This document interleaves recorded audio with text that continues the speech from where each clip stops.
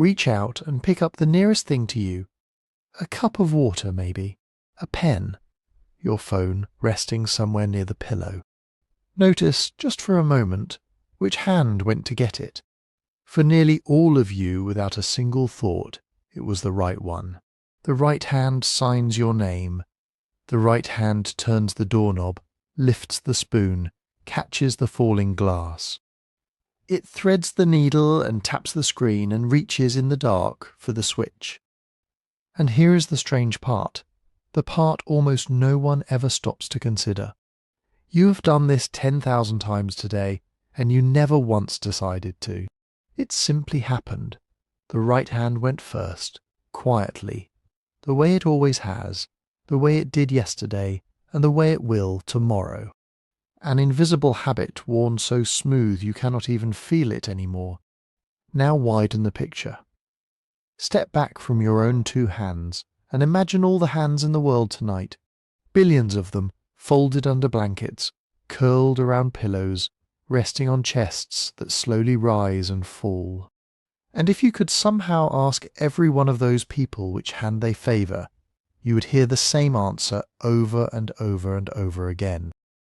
Right, right, right. About 9 in every 10 of us are right-handed. Only about 1 in 10 leans the other way, with a small handful somewhere in between, 9 to 1. And that ratio is not some quirk of your country or your century. Wherever anyone has looked, every continent, every culture, every people ever carefully studied, the number comes back nearly the same. Around 90%, it barely moves. Push on it and it springs back.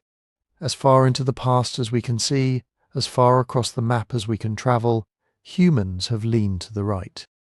Let that settle for a moment, because it really is a peculiar thing. A whole species more or less agreeing, without ever being asked, on which hand to trust. And you might think, well, surely that is just how animals are. Surely every creature has its good side. But here is where it gets interesting. Here is the thread we are going to pull on tonight. It is not how animals are, not at all. Because when researchers go looking for this pattern in our closest living relatives, it simply is not there. A chimpanzee may prefer one hand for a particular task, and a gorilla may favour a paw for reaching into a termite mound. Individuals have their leanings, yes, but as a group, as a whole population, they split much closer to 50-50, half one way, half the other, with none of the strong, stubborn, lopsided agreement that we have. The great apes never made up their minds. We did. Somewhere along the way, in our branch of the family and no other, the scales tipped, and they tipped hard, and they have stayed tipped ever since. So something happened. Something happened only to us. And that is the mystery we are going to lie here and turn over slowly, from every side, for as long as it takes to drift off. Because a thing this old, this deep, this woven into the body, does not vanish without a trace. It leaves fingerprints. And the astonishing truth is that we can go looking for those fingerprints in the strangest of places, in the scratches on a fossil tooth worn into the enamel by a slip of a stone blade nearly 2 million years ago, in the way an ancient toolmaker turned a rock in his hands by a riverbank, in the faint, lopsided shape pressed into the inside of a skull, and on the cold walls of caves where people who lived and loved and died an unimaginably long time ago pressed a hand to the stone and blue-coloured dust around it, leaving a shadow of themselves that is still there today. All of it quietly, telling the same story, all of it pointing the same way.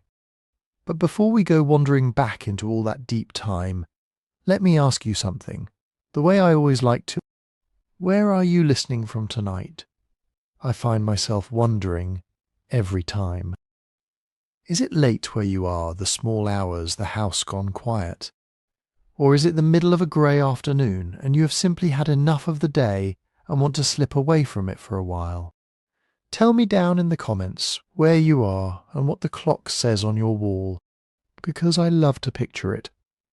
all of you scattered right across the world in cities and villages and quiet rooms in the countryside, in a dozen different time zones, in the middle of the night and the middle of the day, all settling in at the same moment. All of us, in a way, drifting off together. There is something lovely in that. A whole world of people, hands going still, letting the day go. And if you find these journeys soothing, if you would like to keep them close, the gentlest way to support this little corner of the world is to follow along on Spotify. You will find these stories there with no ads to jolt you awake and no music underneath, just the voice and the quiet and the slow unwinding of a long ago tale. The link is waiting for you down in the description whenever you like. No rush. It is simply there. So, here is what we are going to do tonight. We are going to take that ordinary right hand of yours, the one that reached for the glass, the one resting now beside you, and we are going to follow it backward. Back out of this room, back out of this year. Back past your parents and their parents and every generation before them. Back before writing, before farming, before the first fire was ever truly tamed. Back through nearly 2 million years of bone and stone to a jaw in an African gorge and a hand on a cave wall in the dark. We are going to gather up every clue the earth has kept for us, one at a time, slowly, and lay them side by side. Teeth, tools, skulls, arm bones, painted hands, even the tangled wiring of the brain itself, and the tiny threads of the genes. And I will tell you now, so there are no surprises at the end of all of it. After we have followed the trail as far as it will go, no one can fully explain what we find. We can trace this ancient split with astonishing care. We can watch it stretch back further and further into the deep past, older than our species, older than we ever imagined. But why it happened, why the right and not the left, and why us, and no other creature on earth remains even now only half answered. A question we still carry in our own hands. So get comfortable.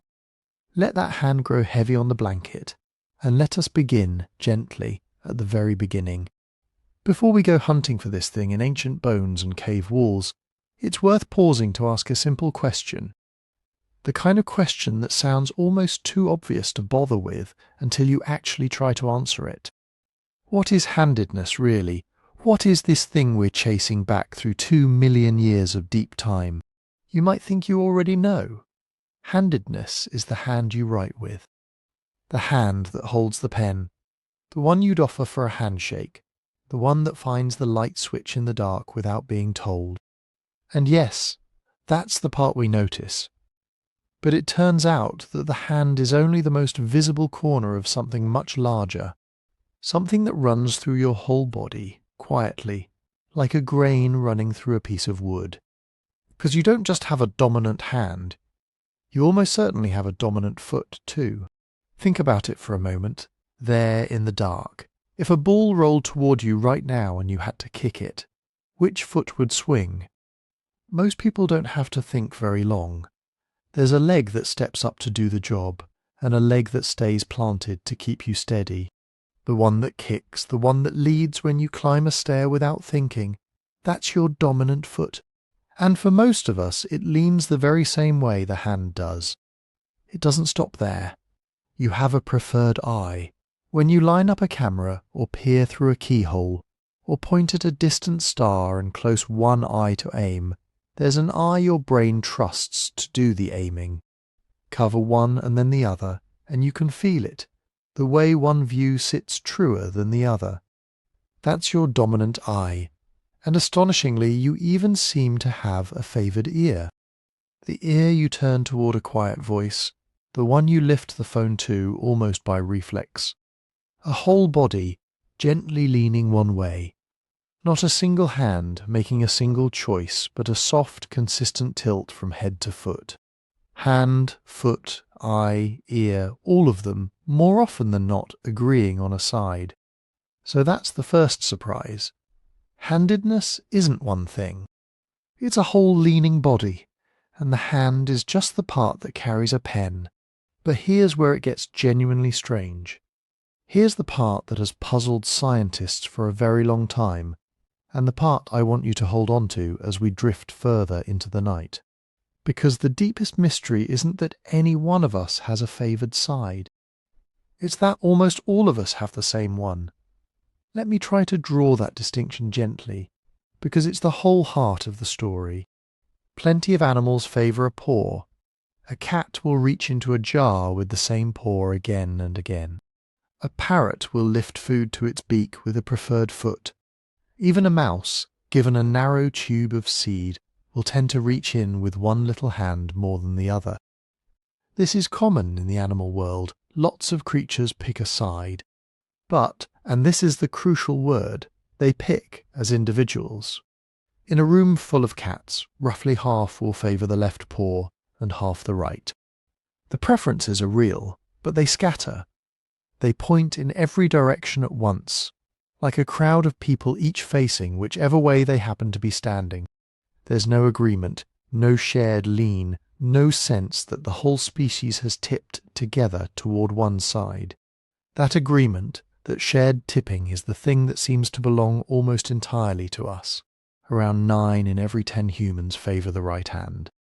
Not half, not most. 9 in 10 across every society anyone has ever studied, as far back as we're able to look. It isn't just that you have a dominant hand, it's that you and the person beside you and the millions of people scattered across the dark side of the planet tonight, drifting off with you, mostly share the exact same one. A whole species leaning the same way. As far as we know, nothing else on Earth does this quite so strongly. To feel how odd that is, look at our closest living relatives. You might expect the great apes to show something like our pattern, and for a long time people assumed they would. But when researchers watched them carefully, chimpanzees and gorillas and bonobos, reaching for food, fishing for termites, cracking nuts, the picture that came back was much softer than ours. Some studies suggest they hover near an even split, close to 50-50, with preferences that are weaker and less consistent than our own. An individual chimp might favour a hand for one task and switch for another. The lean is there faintly, but it doesn't gather into a single direction the way ours does. It stays scattered, individual, quiet. Whatever happened to tilt an entire species so hard to one side, it seems to have happened on our branch of the family, and not on theirs. Now, before we go any further, I want to soften one idea because it's easy to picture handedness as a simple switch. Right or left, one box or the other, but that's not quite how it works, and the truth is gentler and more interesting than that. Handedness is a spectrum, a gradient, not a gate. Think of it as a long, slow slope. At one end, the strong right-handers, the people who could barely sign their name with the left hand if their life depended on it. Then, a little further along, the weak right-handers, right-leaning, but flexible, happy to let the other hand help. In the middle sit the mixed-handers, the near ambidextrous, the people who deal cards with one hand and brush their teeth with the other, and have never quite been able to say which side they belong to. Then on toward the weak left-handers, and finally the strong left-handers at the far end of the slope. It isn't 2 camps, it's degrees, shades, a whole soft range of leaning, and each of us sits somewhere along it.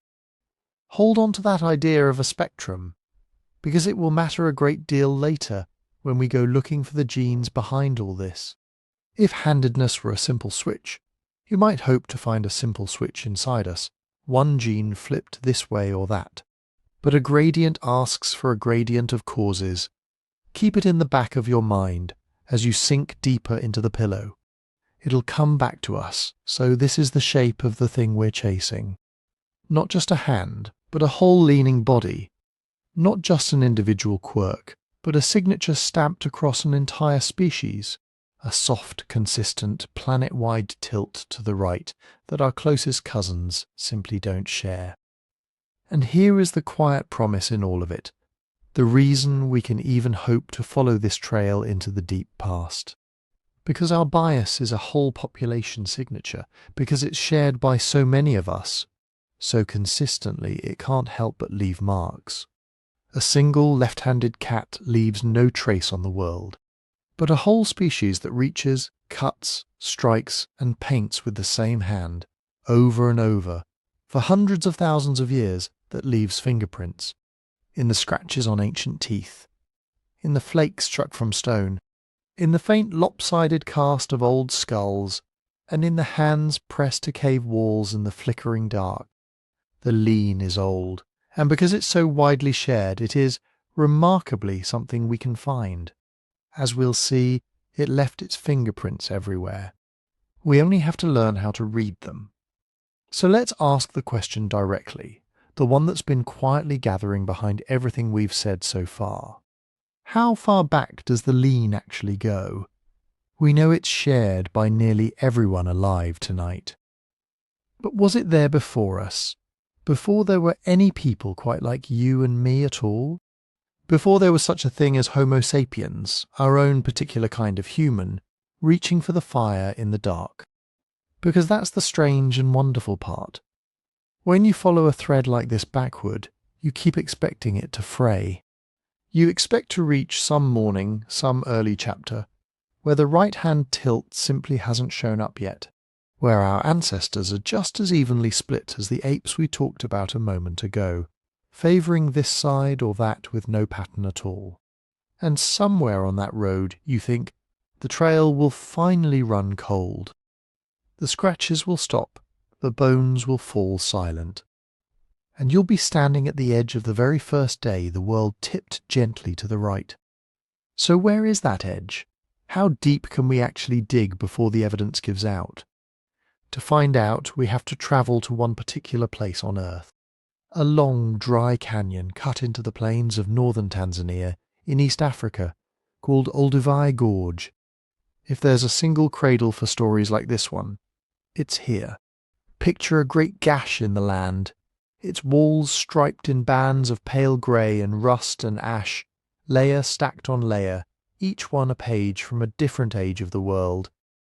Rain and time have sliced down through all of it, exposing the deep past like the edge of a cut cake, and buried in those layers, patient beyond imagining, lie the bones and the tools of some of the earliest members of our own family.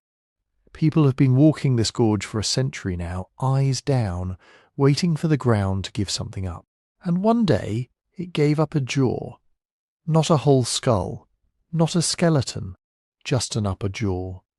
The technical word is a maxilla, which is simply the bone that holds your top row of teeth, the one you'd run your tongue along right now behind your lip. This particular maxilla has a name, or really a label, the kind archaeologists give their finds. It's called OH65, and it belonged to a very early kind of human, one that scientists usually place near the base of our own genus, Homo. Often it's linked to a species called Homo habilis, sometimes gently nicknamed the handy man, an ancestor small and strange, and yet recognizably one of ours. Now here is where I need you to slow your breathing a little, because I'm about to say a number, and it's a number that's genuinely hard for a human mind to hold. This jaw is roughly 1.8 million years old. Sit with that for a moment. Not 1,000, not 18,000, not 180,000. 1.8 million years. Let the zeros stretch out into the dark. If you tried to count those years off one at a time, one every second, you would be counting for more than 50 years without sleeping, without stopping, and you still wouldn't be done. Every pyramid, every empire, every war and every love story anyone has ever told you about happened in the thinnest sliver at the very end of that span. All of recorded history is a single held breath at the finish. And this jaw was already ancient, already turning to stone in the ground, for essentially all of the time before that breath. That's the abyss we're peering into. That's how far down the gorge goes. And here's what a team of researchers found when they looked closely at the front teeth of that jaw. Tiny marks. Little scratches cut into the enamel on the outward-facing side of the teeth, the side that would have sat just behind the lips. And the way those marks were angled, the direction they consistently tilted, pointed to something almost impossible to believe from so deep in time. They pointed to a right-handed individual, not a guess about the species in general, but a clue about this one creature. This one person, if we can call them that, working day after day with the right hand. The work was led by a researcher named David Freyer of the University of Kansas, together with his colleagues, and they published it back in 2016. And what makes O65 so quietly astonishing is not just its age, but its status. As far as we know, it is the earliest direct evidence for handedness anywhere in the entire fossil record. Not the earliest hint, not the earliest statistical whisper from a pile of stones, which we'll come to. The earliest actual fingerprint left in a body saying, "This one leaned the way you lean." Now, I want to be careful here, the way good scientists are careful, because this is deep time science, and certainty is a thing we should hold loosely. It's one jaw, one individual. You can't take a single person and declare that an entire world tipped to the right. The researchers themselves wouldn't claim that. What they can say, what the mark on that tooth seems to whisper, is that right-handedness of the kind we recognize was already possible, already present, in a creature that lived nearly 2 million years ago. But let that possibility open up slowly, because it's a staggering one. It means the right-hand preference may be almost 2 million years old. Older than our own species by a vast margin. Sapiens wouldn't appear for the better part of that whole stretch of time. Older, quite possibly, than the true mastery of fire, than the habit of gathering around a controlled flame at night. Older than language as you know it. Older than any word ever spoken in any tongue that could be called a language in our sense. Before the sentence, before the story, before the name. There was already the reach, already the favoured side, already a small creature in a dry African valley, picking up a stone, holding a scrap of food, and choosing, without a single thought about it, the right hand. The very same hand you'd reach with tonight, if you rolled over and fumbled for a glass of water in the dark. Think about that thread for a second. Not a metaphor, not a poem, but a real physical continuity. Some deep leaning in the body, some quiet asymmetry, carried forward across nearly 2 million years, from that jaw in the gorge, through countless generations you will never picture, all the way down into you lying here, drifting off. This creature already reached the way you reach. The gesture is that old. The gesture might be older than almost everything we think of as human. And of course, if you're anything like me, right about now a very reasonable little question has started tugging at the edge of your sleepiness. A sceptical one, a good one. How on earth could anyone possibly know that? I mean, really, think about it. Here is a fossil, a fragment of jaw, worn and mineralized, nearly 2 million years dead. There's no film of this creature at work. No account, no observer, no witness of any kind. And yet a team of scientists looked at some faint scratches on the surface of a tooth and felt confident enough to say, this one favoured the right hand. How? What could scratches on a tooth possibly have to do with which hand someone held a tool in? The tooth isn't even a hand. It's at the wrong end of the body entirely. It sounds, honestly, like a kind of magic trick, or a leap of faith dressed up in a lab coat. But it isn't. It's one of the most elegant, and frankly one of the most peculiar pieces of detective work in all of the study of human origins. There's a real method here, a repeatable one, tested and confirmed. Once you understand it, you'll never look at your own front teeth quite the same way again, and you'll find yourself doing a small, slightly odd gesture in the dark to picture it. So that's exactly where we're going next, down into the mouth of a creature 2 million years gone, to learn how a slip of the hand at dinner became a message we could still read. So picture the moment. It's an ordinary afternoon, if such a word even means anything 2 million years ago. The light is thick and golden, the air smells of dust and river and green things breaking down in the heat. Our early human is hungry, and there is food to deal with. A strip of meat, maybe, or a length of tough hide that needs working, softening, cutting down to size. And here is the thing to hold in your mind as you lie there. They have no table, no cutting board, no third hand. They have only what you have right now, tucked under the blanket, 2 hands, a mouth, and a sharp edge of stone. So they improvise the way we all still do when we run out of hands. They take that strip of meat, and they clamp one end of it between their front teeth. The teeth become a vice, a living clamp, holding the food steady. Then one hand grips the loose end and pulls it taut, drawing it tight so it doesn't slip. And the other hand comes up with a little flake of stone, an edge freshly struck and wickedly sharp, and it saws right there, close to the lips, cutting off a mouthful or trimming the hide, working the blade back and forth just in front of the face. Researchers gave this little maneuver a name. They call it stuff and cut. You stuff the material into your mouth, and you cut it free near the lips. And it wasn't clumsy or unusual. It was simply how you ate, how you processed a carcass, how you got through a meal when your teeth were as much a tool as anything you carried. People did it constantly, day after day, year after year, whole lifetimes of pulling and sawing right there at the mouth. And now you can probably already feel where this is going. Because when you're dragging a razor edge of stone back and forth, an inch from your own teeth, thousands of times over a lifetime, you are going to miss. The hand slips.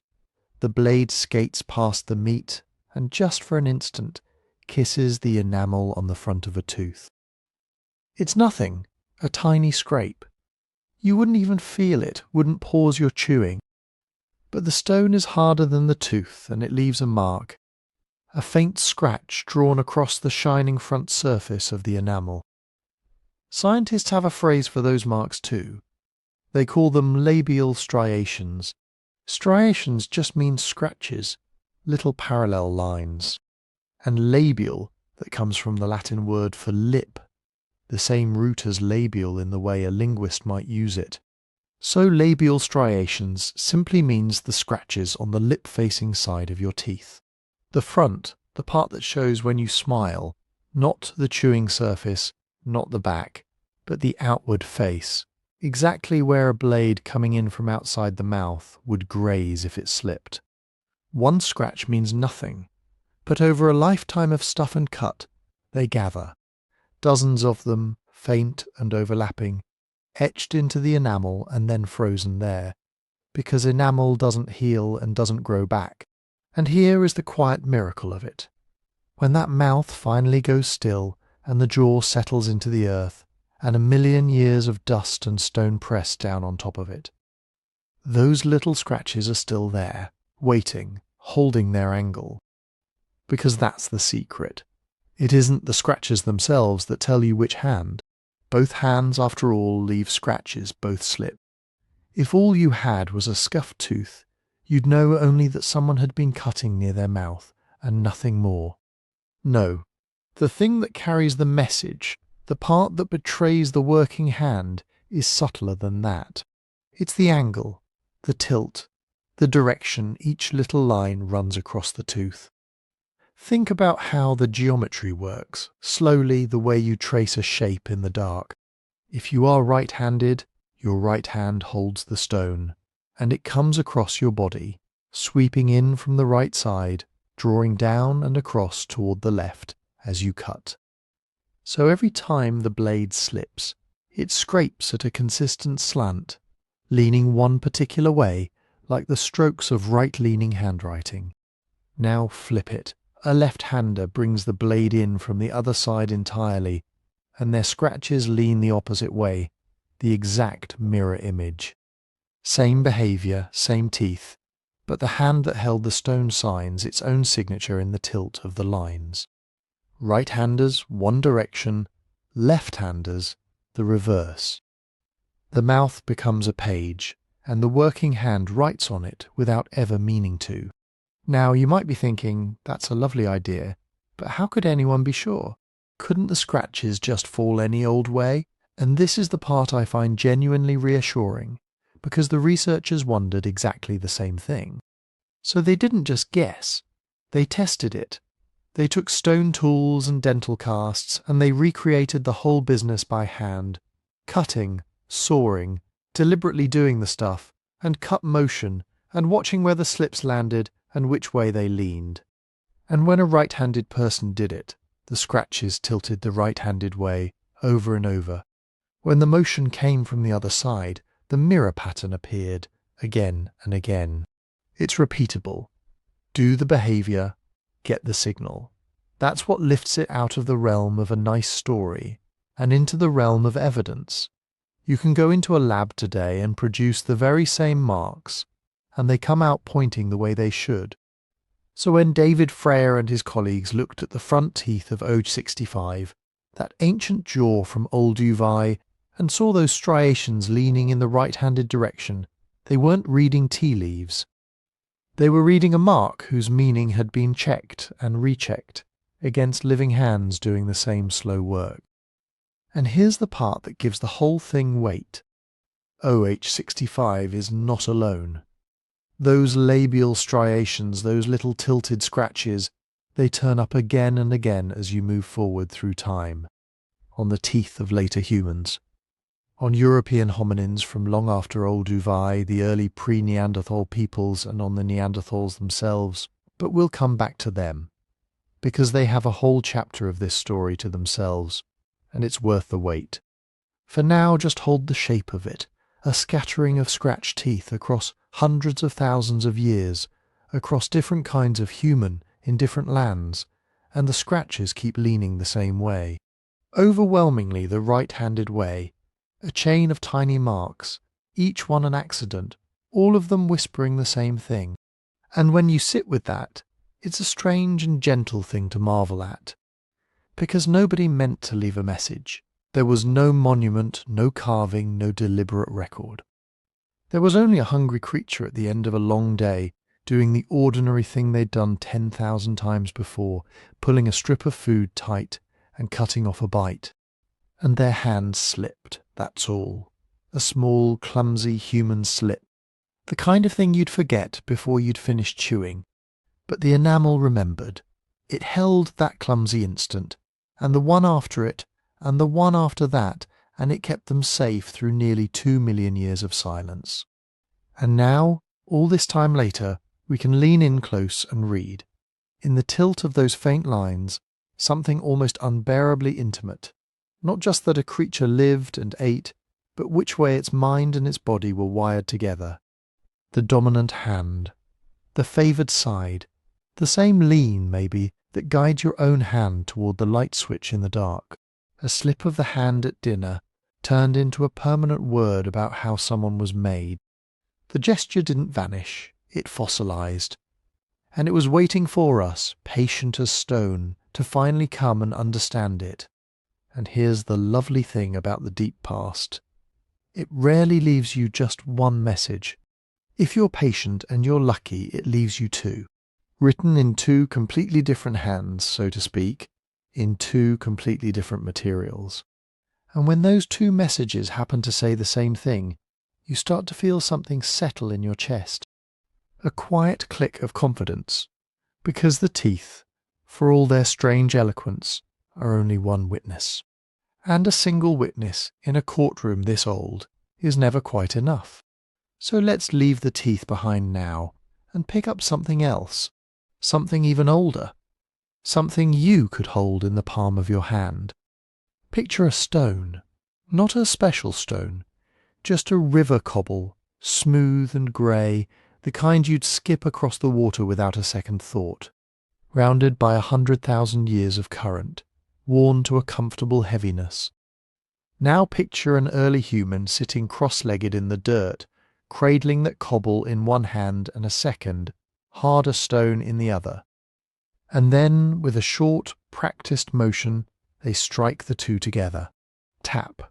A sharp crack, and a thin sliver of stone pops off, falls into the dust, and catches the light along an edge so keen it could open skin.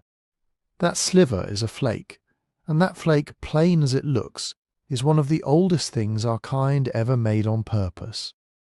We call these the Oldowan tools, named for Olduvai Gorge, that same green scar of a valley in Tanzania where the jaw came from.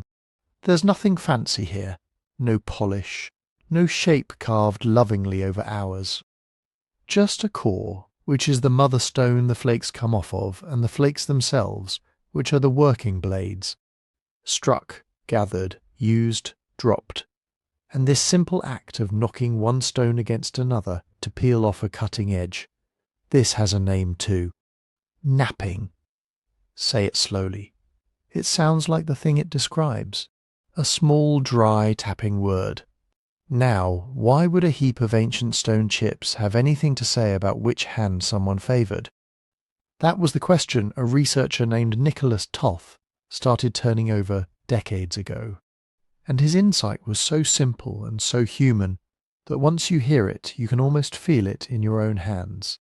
When you nap a core, you don't just hit it once and walk away.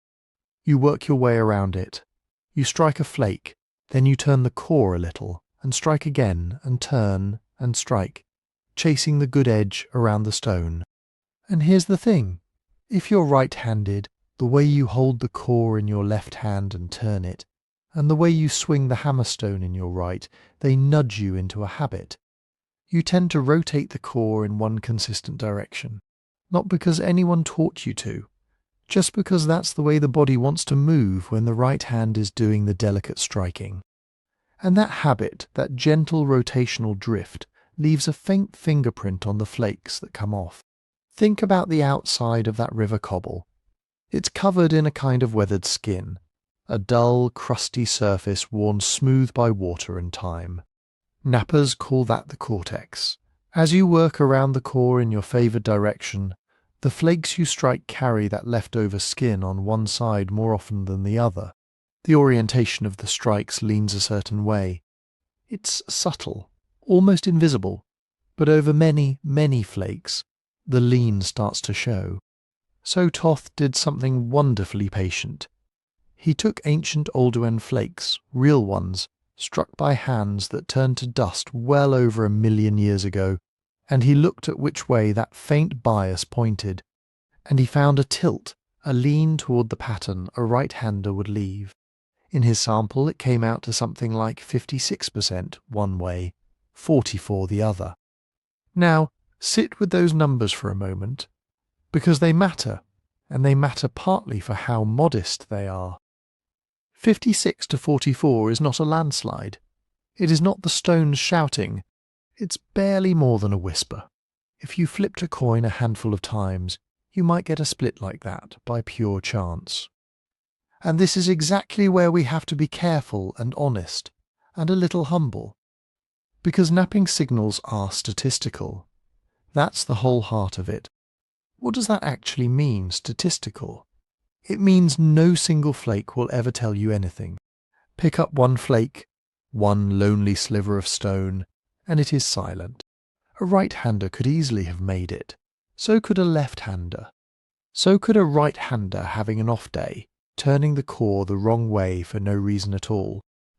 One flake proves nothing. It's only when you gather them by the 100, by the 1,000, and count them all up together that a direction starts to emerge from the noise. The individual stones say nothing. The crowd of them murmurs, and archaeologists, being a careful and quarrelsome bunch in the best possible way, have argued about this for years. Some think Toth's signal is real and meaningful. Others point out how many other things can nudge a flake. The shape of the raw stone, the particular task, the individual quirks of one toolmaker on one afternoon. It's genuinely debated, so we won't pretend it's settled. We won't say the stones prove anything on their own. On their own, they only lean. But, and this is the part worth staying awake just a little longer for, they don't have to stand on their own. Because remember where we've just been. We spent all that time with the teeth, Those angled scratches in the enamel, the fossilized slip of a blade near the lips, all pointing to a hand that worked on the right. And that was one window into the deep past, one method, looking at one kind of evidence from one strange angle. Now, here comes the stone. A completely different material. A completely different kind of trace, left by a completely different action. Not a slip near the mouth, but a deliberate strike against a core. Studied by different people, using different logic, prone to entirely different mistakes.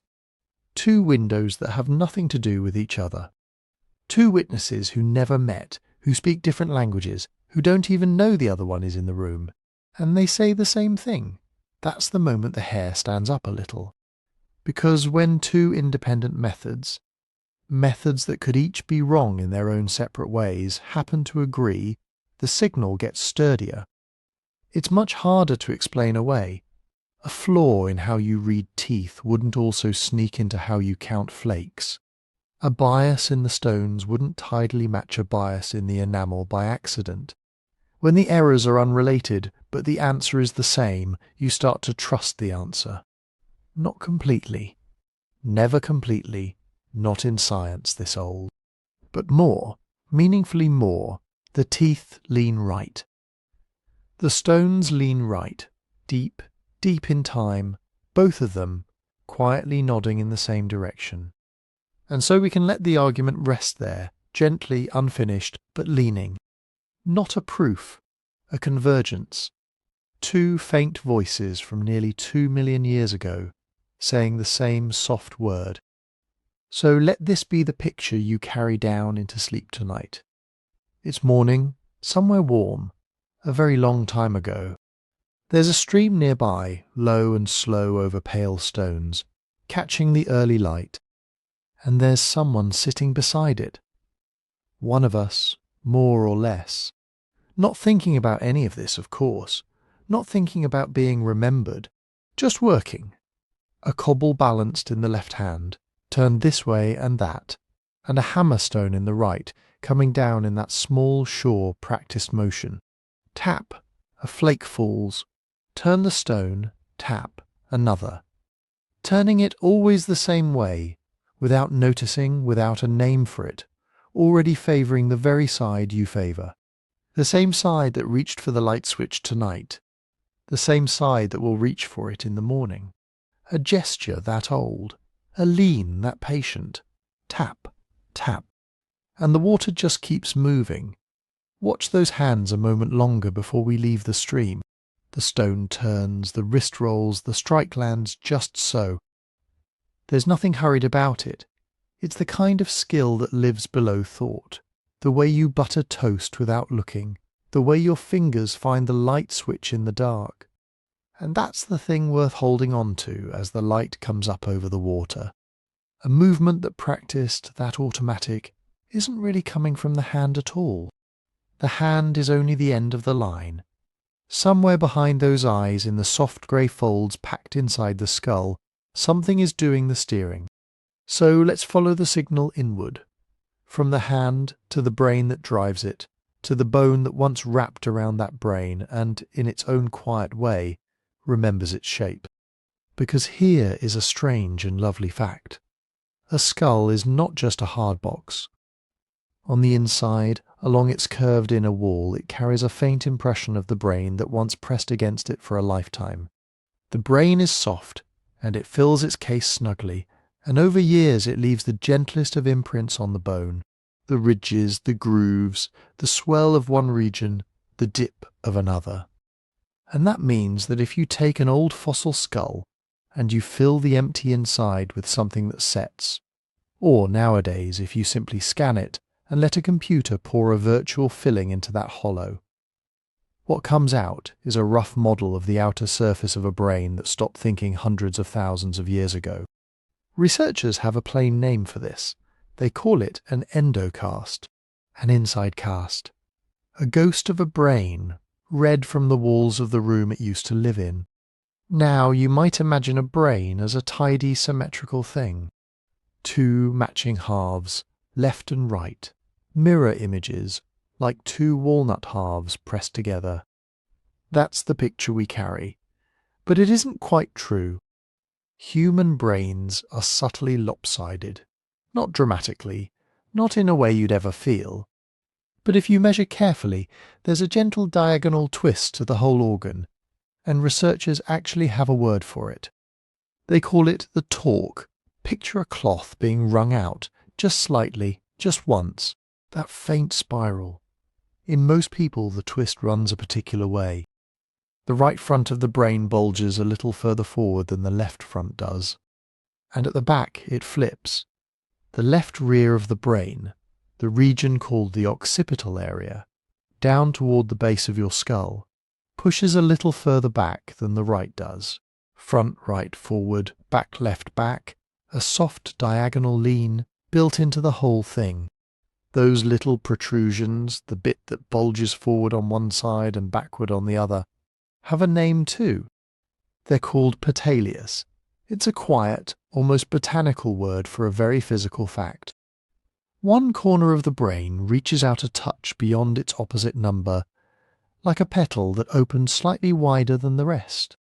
And when you find them together, right frontal reaching forward, left occipital reaching back, that's the classic human torque, the wrung cloth twist. You are, in all likelihood, carrying exactly that shape right now against the pillow. And here's why it matters for our story. In living people, this particular pattern, right front forward and left back back, tends to go along with being right-handed. It's a statistical link, not an iron law. Plenty of exceptions. But across large groups of people, that twist and the right hand travel together often enough that researchers treat one as a clue to the other, which opens a wonderful possibility. If the shape of a living right-hander's brain leaves that signature, and the brain leaves its signature on the inside of the skull, and the skull can fossilize and last for ages, then a fossil endocast might just preserve a whisper. Of which hand a creature favoured, tens of thousands of years after every muscle and nerve has vanished. The tool told us one thing, the teeth told us another. Now the brain itself might lean in and murmur the same word. So does it. Travel to the island of Java, in what's now Indonesia, to a place called Ingandong, along an old river terrace. From sites like this we have skulls of Homo erectus, an upright, wandering tool using human ancestor who walked the earth for well over 1 million years. When researchers made endocasts of several of these Ngandong skulls and looked for the twist, they found it. Not in some faint, wishful way, but the real modern pattern. In one study, 4 of the 5 Ngandong endocasts they examined showed the same right frontal, left occipital patelias that you'd expect from a right-handed person alive today. The brain twist, it seems, like the bias in the hand and the bias in the stone, runs deep, older than us, woven into a kind of human that is no longer here. But let's be honest and careful here, the way we've tried to be all along, because this is the quiet, contested edge of the science. An endocast is not a brain. It's an impression of the outside of a brain, taken second-hand from bone, and bone is a rough recorder. The imprint can be faint. 2 careful researchers can look at the same lumpy cast and measure the twist a little differently, and argue politely about what counts as a real patelia and what's just the ordinary bumpiness of an old fossil. So no single endocast settles anything. These are clues, read gently, and the reading is debated. Hold them loosely, and there's that same humbling contrast we keep running into, the one that shadowed us with the hands and the tools. Great apes, our chimp and gorilla cousins, are not perfectly symmetrical either. Take an individual ape brain and you may well find some lean, some asymmetry, one side a touch bigger than the other. But here's the difference, and it's the difference that keeps mattering. In apes, the leaning doesn't line up across the whole group. One tilts this way, another tilts that way, and it more or less washes out. There's no strong, shared, population-wide direction to it. In humans there is, We don't just each have a lopsided brain. We tend to have it lopsided the same way together as a species, which is precisely the pattern we saw with handedness itself. Not the fact of a preference, but the strange agreement about which side. The apes lean. We lean together, and so the trail we've been following turns out to run deeper than skin, deeper than habit, deeper even than bone shaped by a lifetime of use. It's not only in the scratched teeth, where a slip of the blade at dinner froze a message in the enamel. It's not only in the struck stones, where thousands of flakes whisper a direction. It's shaped into the very form of the thing that does the choosing. A faint, diagonal, wrung cloth twist, pressed into the soft folds behind your eyes, and pressed again, ever so lightly into the curved inner wall of the skull that holds them. A lopsidedness so gentle you have never once felt it, and yet it may be one of the oldest, most personal signatures of what you are. You're carrying it right now. As you lie there in the dark, half-listening, drifting, the right front of your brain reaches just a little further forward than the left, and the left rear reaches just a little further back. The same soft twist a Homo erectus carried along a Javanese riverbank in a world with no words for any of this. The split isn't only in the hand you'd reach with. It's in the shape of the mind that would reach, and it's resting quietly on the pillow with you tonight. If that lean is truly a deep inheritance, something carried in the shared architecture of the human body, then it shouldn't belong to us alone. It should turn up in other kinds of human too, and there were other kinds. For most of the story we've been telling tonight, our species was not the only one walking the earth. So let's go and meet our closest lost relatives and see which hand they favoured. Picture a valley in Ice Age Europe. The air is cold enough to see your breath. Along a ridge above a frozen river, a small group of people is working, real people, with families, with fire, with grief. These are the Neanderthals. And I want to be careful with them for a moment, because for a long time we told an unkind story about them. We drew them as hunched, dim-witted brutes, a kind of failed rough draft of ourselves. That picture is simply wrong. The Neanderthals were a separate lineage of humans, a distinct branch of the family, and they were extraordinarily skilled. They knapped fine stone tools. They hunted enormous, dangerous animals up close, which takes nerve and planning, and trust in the person beside you. They cared for their injured. They buried some of their dead. They lived across Europe and Western Asia for hundreds of thousands of years, through some of the harshest conditions this planet has thrown at anyone, and then, tens of thousands of years ago, they were gone. A whole way of being human, vanished from the world. But they left a rich record behind them. Bones, tools, whole skeletons, teeth still set in ancient jaws. And hidden in that record is the very thing we've been chasing all night. Their own handedness signal, because it turns out the Neanderthals leaned the same way we do. Consider a skeleton found in southwestern France, known as Oldowan. It's one of the more complete Neanderthal skeletons ever recovered, and when researchers studied its arm bones, they noticed something. The two arms don't match. The right arm is markedly more robust than the left. The bone is thicker, stronger, more heavily built, carrying the deep signature of a limb that was worked harder again and again, year after year. And this is a beautiful little fact of biology, so let me linger on it. Bone is not a dead scaffold, it's alive, and it listens to what you do. Use a limb hard and often, and the bone quietly reinforces itself, thickening where the muscles pull. It's the same reason a tennis player's racket arm can end up visibly stronger boned than the other. So when one arm on an ancient skeleton is built noticeably heavier than its partner, that lopsidedness is a record, the physical memory of a person who spent a lifetime favouring one side for the heavy, skilled work of staying alive. And in Oldowan, that favoured side was the right. Its right-handedness written not in teeth this time, but straight into the thickness of the bone. That's one individual, one person, one skeleton, one strong right arm. On its own, it could be a coincidence, but it isn't alone. Remember the teeth. Remember those tiny scratches we met earlier, the labial striations, the little slanted grooves left on the front of the teeth when someone grips food or hide in their mouth, and slices near the lips with a stone blade, and the blade now and then nicks the enamel. The tilt of those scratches records the working hand. Well, the same marks show up on Neanderthal teeth. At a cave site called El Sidron, in Asturias in northern Spain, and at many other European Neanderthal sites, researchers have read the scratches on those ancient front teeth, and they lean, overwhelmingly, the same way. Cut after cut, mouth after mouth, tilted in the direction a right-handed person leaves behind. Now here's where it becomes genuinely striking, and where I want to hold the numbers gently, because this is deep time science and the samples are small.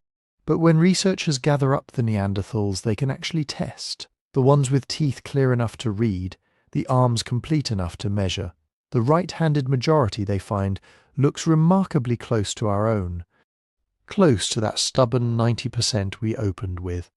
A separate kind of human, on its own branch of the tree, and the sampled remains suggest they tip toward the right at almost exactly the same rate we do. Sit with what that implies for a moment, because it's the quiet bombshell of the whole night. We and the Neanderthals are not the same species. We share an ancestor, yes, but that ancestor lived a very long time ago. The lineages that would become us, and the lineages that would become them, appear to have parted ways well over 500,000 years ago, some estimates pushing considerably further back. For all the time since we grew apart, different bodies, different faces, different corners of the world, and yet both branches carry the same rightward lean at nearly the same strength. Think about what that means. If two separated branches of a family both share a trait, the simplest explanation is that they didn't each invent it on their own. They inherited it from the ancestor they had in common before they split. So the right-hand bias is very likely older than the split itself. Older than us, older than the Neanderthals, already present in the shared grandparent population from which both of us descend more than 500,000 years ago. And when you remember that jaw from earlier in our journey, that 1800,000-year-old maxilla from Oldowan, its front teeth scratched by a right hand, you start to suspect this lean run's older still. Far, far older. Not a recent development at all, but something close to a birthright of our whole branch of humanity. And this quietly dismantles a comfortable assumption. It would be easy to think that right-handedness is a product of the world we built, that we favour the right hand because of schooling, because of the way pens and scissors and doorknobs are designed, because writing runs a certain direction, because culture nudged us all into line. But the Neanderthals had no schools, no pens, no alphabets, no factories stamping out right-handed tools. They shared none of our modern civilization, and they leaned right anyway, just as hard as we do.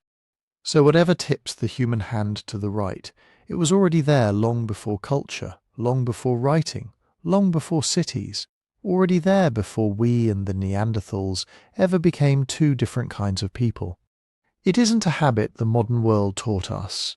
It's an inheritance we were handed, deep in the past, and simply never put down.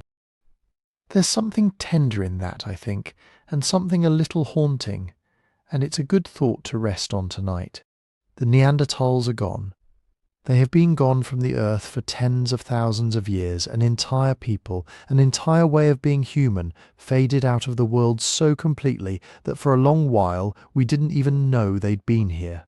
And yet they were not so unlike you. They felt the cold and moved toward the fire. They made things with their hands and were proud of them. They loved children and buried the people they lost. And when one of them reached out, for a tool resting by the hearth, for a strip of meat, for a stone to shape, for the small warm hand of a child in the dark, they reached far more often than not with the right, the very same hand you would use tonight without a single thought, to reach for the lamp beside your bed and turn out the light. Across all that distance of time, across the gulf between two different kinds of human, that one small gesture is shared. Two of us, separated by 500,000 years, reaching into the dark with the same hand. The lean, it seems, is older than either of us, and it wasn't only carried in the hands and the teeth and the bones, it was carved, as we've begun to see, into the very shape of the thinking mind, and there is one more place it left its mark, waiting for us on the walls of the deep caves. So come down with me now, out of the daylight and into the dark, past the mouth of the cave, where the last of the sun still reaches, and on deeper along a passage that narrows and turns until the air goes cool and still and smells of wet stone. Your footsteps stop echoing. The world outside falls away. This is the kind of place people walked into more than 30,000 years ago, carrying a little flame that guttered and swelled against the walls. And in that flickering light they left something behind. Something that has been waiting in the blackness ever since, for someone to bring a light back and see it. Picture the moment. An Ice Age person, somewhere in what we now call France, in the caves of Chauvet, or Pechmerle or Gargus, or on the far side of the world, in a canyon in Argentina, at a place we now call Cueva de las Manos, the Cave of the Hands. They gather up a mouthful of pigment, ground ochre for red, burnt charcoal for black, mixed with a little water or spit into a paint. They lift one hand and press it flat against the cold rock, fingers spread wide. And then they blow. They spray the pigment out across the back of the hand in a fine mist, so it settles on the wall all around it. And when they lift the hand away, there it is, not a painted hand. The opposite. The wall is coloured, and where the hand was, the bare rock shows through in the perfect shape of a hand, a hollow, a silhouette in reverse. Archaeologists call it a negative stencil, and it is one of the oldest and most human things anyone has ever left behind. A person quietly saying across an unimaginable gulf of time, I was here. This is my hand, and these are not a handful of stray marks. At Chauvet alone, in that famous cave of painted lions and horses, there are hand stencils and handprints and hundreds of palm prints pressed into the rock, some of them reaching back 30,000 years and more, older than the last great cold of the Ice Age, older than farming, older than almost anything you could name. Whole walls in cave after cave, dappled with the ghosts of hands. Try to sit with that number for a moment as you lie there. 30,000 years. A hand lifted, pressed, and lowered again in a single quiet breath, and the shape of it still waiting in the dark today, long after everyone who ever knew that person has been forgotten. Now here is the thing that makes these hands more than beautiful. When you gather them up, when you count them across cave after cave, a pattern rises out of the dark. The overwhelming majority of these stencils are left hands. Not right, left. And at Cueva de las Manos, on one great crowded panel, where hundreds of hands overlap like a slow applause frozen in stone, someone did the counting. On the order of 800 left hands, and against them only a few dozen right. Roughly 3 left hands for everyone right.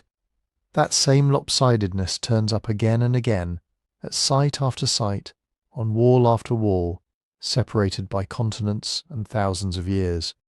A forest of left hands. And you might, drifting here in the dark, start to wonder why. The answer is so simple it feels like a held breath. Think about what you actually have to do to make one of these. You press one hand to the wall, and with the other hand you do the delicate work. You hold the pigment. You control the spray. You aim the mist just so around every finger. That second hand is the skilled one, the clever one, the one you trust. And which hand do most of us press flat and sacrifice to the wall, and which do we keep back to do the careful work? A right-handed person naturally presses the left hand to the stone and works with the right. So a wall crowded with left-hand stencils is, in the quietest possible way, a wall crowded with right-handers. These paintings are a census, a count of human hands taken tens of thousands of years ago in the deep of the earth by people who had no idea they were leaving us the answer. And the answer once again is right-handed. And if these deep-time mysteries are the kind of thing that pulls gently at your mind as you drift off, these hushed, half-answered puzzles out of the far past, I'll mention, softly, that we've actually written a whole book about prehistoric secrets like these. Little stories from the dark, backward, and abysm of time, told in the same calm voice you're listening to now. You can find it over on our website at sleepytimehistory.com, and there's a discount on it this week if you'd like to take it to bed with you. And now, back into the cave, because the hands on the wall are not done with us yet. They keep one more secret, and it is a strange one. Go to Gargus in the foothills of the Pyrenees. Here the walls are crowded with these stencils too, hundreds of them, red and black. But look closely at the hands, and something is wrong. Something is missing on a great many of them. The fingers are not whole. A digit is shortened. A fingertip simply is not there. Whole fingers seem to end too soon, or vanish entirely, leaving stubby, incomplete hands stamped over and over into the rock. And nobody knows for certain why. Some researchers think the fingers were only folded down, bent against the palm before the pigment was blown, so the missing digits are an illusion, a trick of a hand held in a deliberate shape. Perhaps a language of gestures, a sign, a signal, a code between hunters that we can no longer read. Others wonder if the fingers were truly gone, lost to frostbite in that brutal ice age cold, or to disease, or to some ritual of sacrifice we cannot imagine. We simply do not know. The people who could have told us have been dust for longer than we can properly feel. And so the incomplete hands stay there in the dark, pressing their unanswered question against the stone, and we are left only to wonder in the quiet. Some doors in these caves were never meant to open, and this may be one of them. But step back now, out of the flicker, and let's gather up everything we've carried through the night so far. Because look at what we have. We have the scratches on the teeth, that accidental slip of a stone blade at an ancient meal, tilting one consistent way. We have the stones themselves, the old flakes struck from a core, leaning in their thousands toward a right-handed hand that turned them. We have the twist inside the skull, the faint lopsided cast of the brain pressed into the bone. We have the arm of a Neanderthal, one shoulder built thicker than the other from a lifetime of favouring one side. And now we have art. We have hands, 5 separate windows into the deep past, teeth, stone, brain, bone and painted rock, opened by different people, in different lands, using completely different methods, none of them checking the other's work. And every single one of them looks out on the same view. Every one of them shows the same thing. The same ancient patient lean to the right. That is a powerful place to have arrived, because when 5 unrelated lines of evidence all whisper the same word, you can start to believe it. The rightward tilt is not a habit of the modern world. It is not schooling or fashion or the shape of our doorknobs and our scissors. It is old. It is real. It was there in the caves and in the bones and in the teeth, running back and back and back into the dark for 1,000,000 years and more. We have established that it is true, and so gently the question begins to change. All night we've been asking when and how far back, and the trail has answered us at every turn. But now that we know the lean is this old and this deep, a new and harder question steps quietly out of the shadows. Not when any more. Why? Why us? And why the right? And why at all? And the road toward that answer begins in the strangest place of all, not out in the world, not on any cave wall, but inside your own head. In a small, odd fact about how the brain is wired to the very hands that made all these marks. Because your right hand, it turns out, is not run by the side of your brain you might expect. Rest here a moment, and we'll follow that crossed and curious wire together. So we've stood at 5 separate windows now, and through every one of them the same figure leans quietly to the right. That's a remarkable thing to have proven, lying here in the dark. But proving that something is true is not the same as understanding why. And to understand why, we have to leave the caves and the fossil beds behind and travel somewhere much closer. Somewhere you're carrying with you right now at this very moment, resting on your pillow. We have to go inside your own head. And the first thing we find there is genuinely strange. Because here is the fact, and I want you to sit with it for a moment. The right hand that you reach with, the hand that holds the pen and turns the key and lifts the spoon, that hand is not controlled by the right side of your brain. It's controlled by the left. And your left hand, the quieter one, is run by the right side of your brain. The two are swapped, crossed over. Your body is wired from the very top, like a reflection in a mirror. Isn't that odd? You'd expect the right side to handle the right, the left to handle the left. Neat, tidy. Same side talks to same side. But that's not how we're built.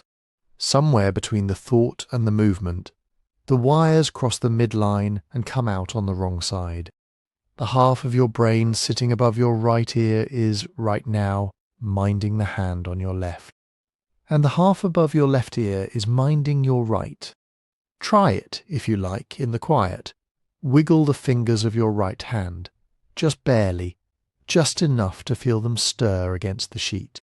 That small ripple of movement did not begin on the right. It began over on the left, deep behind your left temple, and then it travelled all the way across before it ever reached your hand. Every time you've written your name, caught a falling glass, threaded a needle, that instruction has been making the same crossing, quietly, your whole life, and you never once felt the switch. Let me describe how that actually happens, because it's simpler and stranger than you might think. When your brain decides to move a hand, it sends a signal, a little pulse of instruction, down through a bundle of nerve fibres. Think of these fibres as cables running down out of the brain toward the spine. Now, they don't run straight down their own side of the body. Instead, low down, right at the base of the brain, in the place where the brain narrows and becomes the spinal cord, that stalk we call the brainstem, the main cables reach a crossing point. And there most of them swap. The bundle that started on the left side crosses over to the right. The bundle from the right crosses to the left. They trade places and then continue down the body on the opposite side from where they began. Scientists have a lovely old-fashioned name for that crossing point. They call it the decussation, from a Latin word for the shape of the letter X, 2 lines meeting and crossing. We won't lean on the term, we'll just call it the crossing, because that's exactly what it is. And it isn't only the hands. Almost all of our major movement pathways cross over like this. The left brain, broadly, runs the right side of the body. The right brain runs the left, a whole nervous system folded across itself like crossed arms. Now here's where it gets interesting, because this one strange fact quietly rewrites everything we've been talking about all night. If your right hand is really just a puppet worked by the left half of your brain, then right-handedness was never truly about the hand at all. Sit with that. All this evidence, the scratched teeth, the leaning stone tools, the lopsided skulls, we've been reading it as a story about hands. But the hand doesn't decide anything. The hand does what it's told. What we've actually been tracing across 2 million years of bone and stone is which half of the brain took charge of skilled, delicate movement. And in 9 out of 10 of us, it's the left half. That's what right-handed really means underneath. Not a preference in the fingers, but a dominance in the brain. Left hemisphere command of fine motor control. The hand is only the puppet. The left hemisphere is the one holding the strings, pulling them down through that crossing in the brainstem, out to the fingers on the far side. Which leaves us with a beautiful nagging question. Why? Why is any of it crossed? Why would nature take a perfectly sensible arrangement and flip it over so that every instruction has to travel to the wrong side before it can do its job? It seems, if anything, like extra work, a design a careful engineer would never choose. And here I have to be honest with you, in the gentle way this deep science asks of us. We don't fully know. This one is still, in part, a genuine puzzle. Researchers have proposed several explanations over the years, and none of them is settled, none has quite closed the case.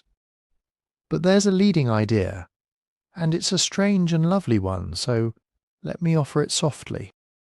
The crossing may be extraordinarily old, far older than us, older than hands, older than fingers, older than anything that would recognize itself in a mirror. The thinking goes that somewhere back in the deep origins of the vertebrates, the great family of backboned animals, hundreds of millions of years ago, the basic nervous system got mapped onto the body with a kind of flip built into it. A twist near the head end, so early and so foundational that everything built afterward simply inherited it. And once a quirk like that is woven into the very floor plan of the body, it doesn't get undone. It just gets passed on and on and on, which would mean the crossing in your brainstem isn't a human trait at all. It's a family heirloom. The same crossing runs in fish, in lizards, in the mouse asleep in the wall, a deep shared inheritance from the ancient blueprint we all still carry. It may not be the whole answer, but it's the direction many researchers are looking. So that's the wiring. The left brain ruling the right hand, across an ancient crossing nobody fully understands. But settle in, because this is where the trail turns, and turns toward something wonderful. We've just said the left hemisphere is the specialist, the master of fine, skilled, deliberate movement, the half that came to steer the dominant hand in most of us. And a natural question follows, the kind that tugs you gently towards staying awake just a little longer. If the left hemisphere is where such careful, precise, uniquely human skill lives, then what else set up house in there, right beside it? Because that same left half of the brain, the one quietly running your right hand tonight, turns out to be home to something else. Something that may be the most human thing about us of all. We'll open that door next. For now, though, let it go. There's nothing to do with any of this. As you lie here still and heavy and nearly asleep, those crossed cables are simply humming along without you, carrying their small, faithful signals down through the dark of the brainstem, over the ancient crossing, and out to your resting fingers. The left side of your brain minding your right hand, exactly as it has minded the hands of countless people before you. A wiring plan older than tools, older than caves, older even than fingers themselves, quietly at work while you drift. So here we are at the edge of that promise. The left hemisphere, we said, is the specialist, the side that runs the skilled, practiced, dominant right hand, the side that minds the fingers doing the delicate work. And we hinted that it does not do this work alone, that it shares its house with something else, something that, more than almost anything, makes us who we are. It shares it with words. Think about that for a moment, lying there in the dark. The part of your brain that guides your right hand as it signs your name, threads a needle, turns a key. That same left hemisphere is also, in most people, where language lives. Not the whole of it, not neatly bricked off, but largely, dominantly there. Speech, the machinery of words, the quiet engine that right now is turning these sounds into meaning as you drift. It runs, for most of us, on the same side that runs the favoured hand. There's even a famous patch of it, a region low in the left frontal lobe, the front part of the brain, just behind the forehead, that helps assemble speech, helps turn thought into spoken words. It has a name, Broca's area, after the doctor who first tied damage there to the loss of fluent speech. And it sits on the left, the same left. Let me give you the numbers because they're gentle and strange. In right-handers, that great 90% we've been following all night, language is handled mainly by the left hemisphere in around 95 out of every 100 people. Almost everyone. The dominant hand and the dominant tongue, keeping to the same side over and over across nearly the whole population. And here's the part that makes you tilt your head, even among left-handers. The ones whose bodies lean the other way, language still lives mostly on the left for something like 70 to 75% of them. So even most lefties are, when it comes to words, left-brained. The word does not simply follow the hand. It has its own strong preference, and that preference is the same direction, just not as absolutely. Now, if you're the kind of mind that likes a good story, and if you're still awake, you probably are, there's a beautiful one waiting right here. It goes like this. Maybe these two things grew up together. Maybe the fine control of the hand and the fine control of speech are not neighbours by accident, but by blood. Picture the deep past, a hominin sitting by a stream, turning a stone, striking a flake, shaping a tool with small precise movements of the right hand. Those very movements we followed through the teeth and the stones hundreds of thousands of years back. That skill lived in the left hemisphere. And speech too is a kind of fine motor performance. The tongue, the lips, the breath, 100 tiny muscles firing in exact sequence, faster than you can think about it. So the idea is that the same neural machinery honed for skilled gesture and tool-making was, over immense stretches of time, borrowed, repurposed, reused to shape sound instead of stone. Some researchers call this a motor origins idea, that the circuits for the hand may have helped give rise to the circuits for the tongue. That, in a sense, we talked with our hands, we gestured and pointed and shaped the air, long before we shaped words, and when words came, they moved into a house the hand had already built. It's a lovely picture, the chip of flint and the spoken syllable born of the same careful side of the brain. You can almost feel it wanting to be true. But here is where the honest part comes in, because this is contested living science, and the tidy story has run into some trouble. In recent years, researchers have been able to do something the old anatomists never could. They've looked at handedness and language side not in one patient at a time, but across tens of thousands of people in huge data sets, measuring which hand a person favours and which hemisphere lights up for language, and asking how tightly the two actually go together. And the answer, when it came, was a little humbling. The link is real.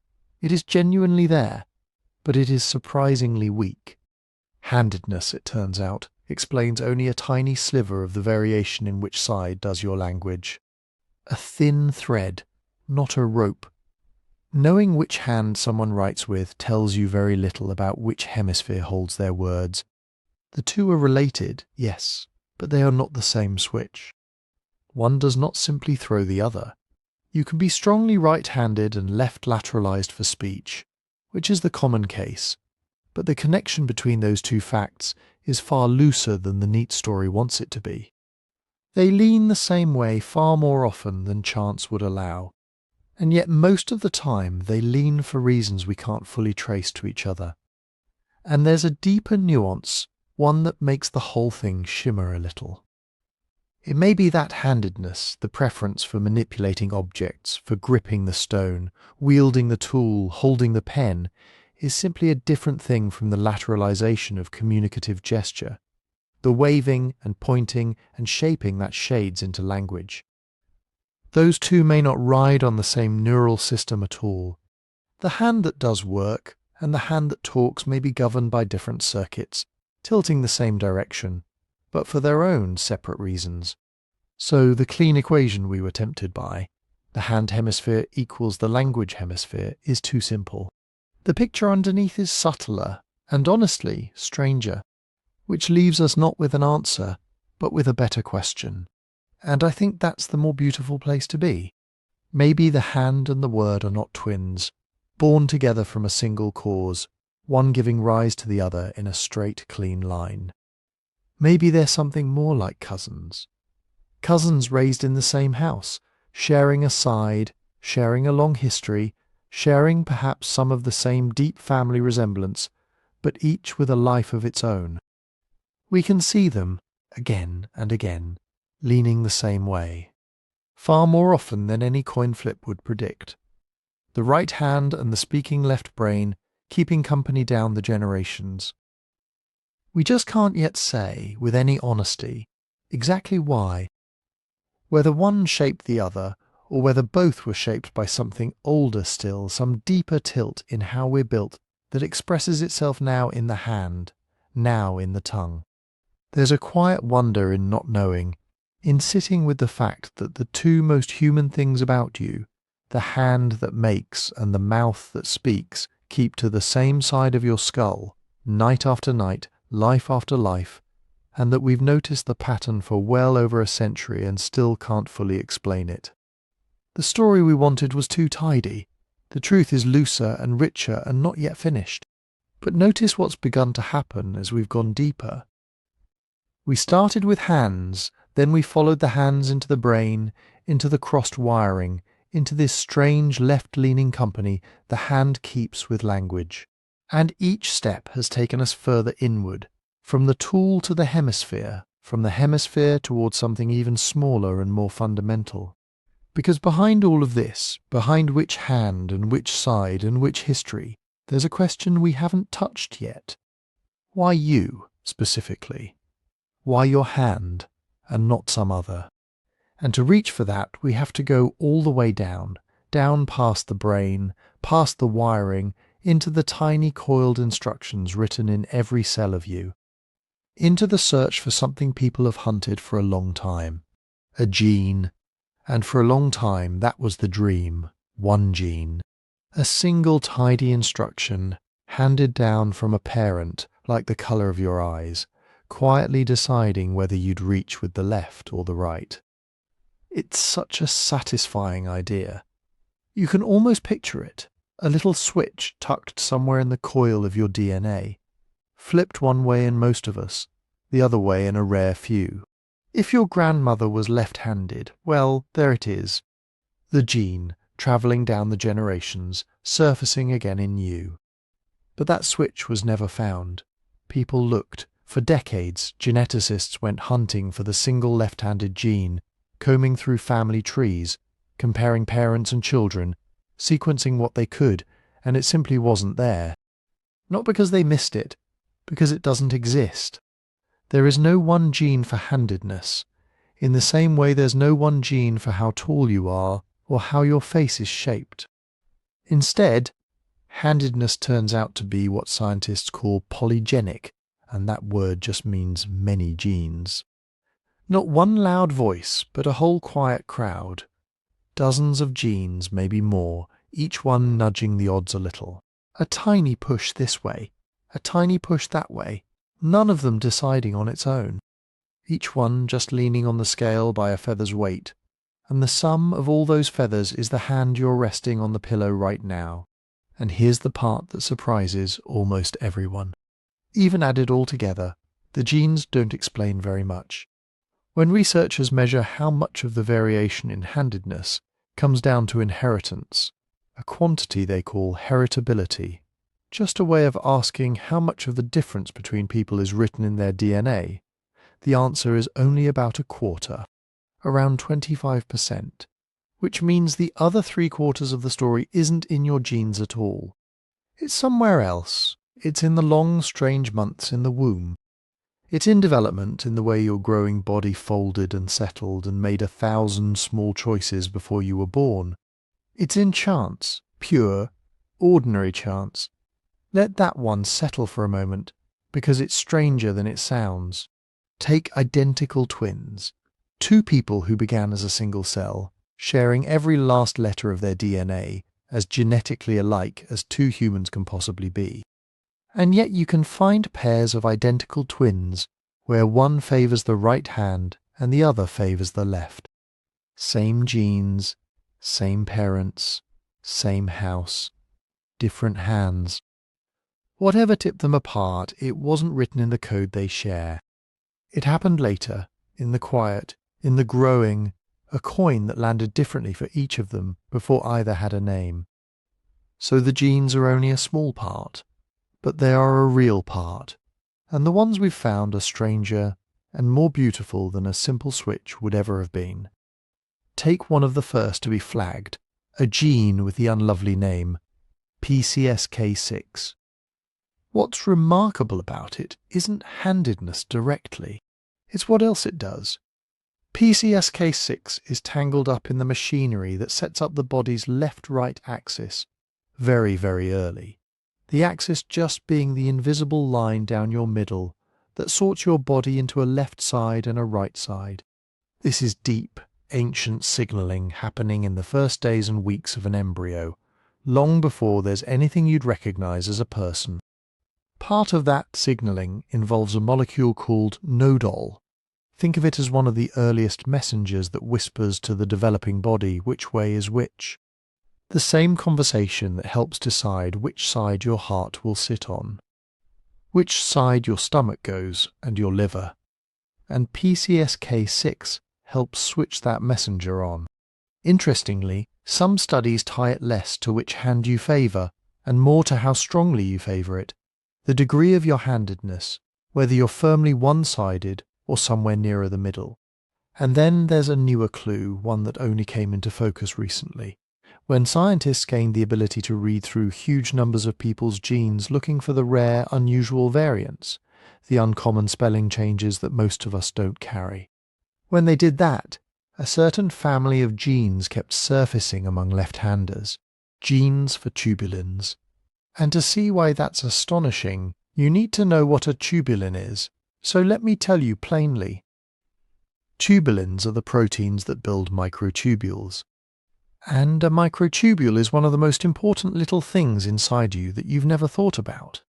Picture the inside of a single cell, not empty, but crisscrossed with tiny scaffolding, a framework of hollow rods that hold the cell in shape and act as railways, tracks that cargo gets carried along from one end of the cell to the other. Those are microtubules, the internal architecture and the transport system of every cell in your body, all at once. One of those tubulin genes is called TUB4B, and rare variants in it turn up notably more often in left-handers than you'd expect by chance. Now, why on earth would the cell's inner scaffolding have anything to do with which hand you write with? Here's the thread that ties it together.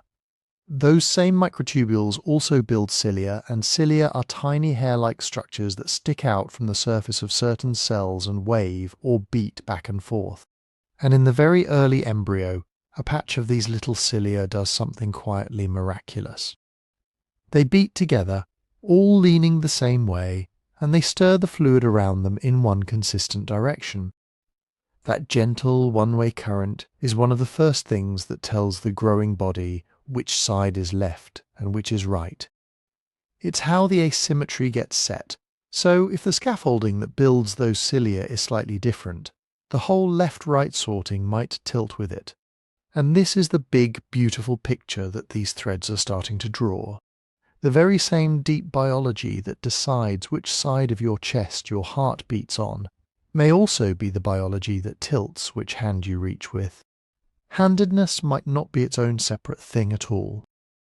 It might be just one visible expression, the one you can watch, the one that shows up every time you pick up a spoon, of a whole-body leftness and rightness that was decided incredibly early.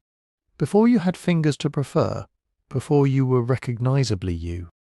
Remember, way back, the idea that this was never really about the hand, that you have a leaning body, a favoured foot, a dominant eye, a preferred ear, a self that tips as a whole. This is where that idea reaches all the way down. The lean isn't painted on late, like a habit. It may be set in the very first architecture of you, in the stirring of a droplet of fluid in a body no bigger than a grain of rice. But, and it's a gentle but a kind to fall asleep on, we have found threads, not the whole tapestry. Real genes, real signals, PCSK6, TUB4B, a scattering of others, each one genuine, each one telling us something true. And yet, stitched all together, they still explain only that modest slice. Most of why you specifically ended up reaching with the hand you reach with is still unwritten, still dark. Science has lit a few small lamps in a very large room, and by their light we can just make out the shapes of things, the axis, the cilia, the ancient signalling, but the far walls are still lost in shadow. We know more than we did. We're nowhere near the end. And there's one shape in that darkness we haven't touched yet. Something that should, if you stop and think about it, not make any sense at all. Because if right-handedness is this dominant, this deep, this ancient, stitched into our biology from the first days in the womb, older than our species, older than fire, then why are there any left-handers left? Why didn't they simply vanish, ground away over 1,000,000 years until everyone reached the same way? They didn't vanish. They're still here, stubbornly, reliably, about 1 in 10. And that refusal to disappear may be the biggest clue of all. About 1 in 10, that's the number that won't go away. And to feel why it's so strange, you have to think for a moment about how evolution actually works. Slowly, over enormous stretches of time. Here's the rough rule. If a trait costs you something, if it makes you a little worse at surviving, or a little less likely to have children who survive, then evolution tends to grind it down.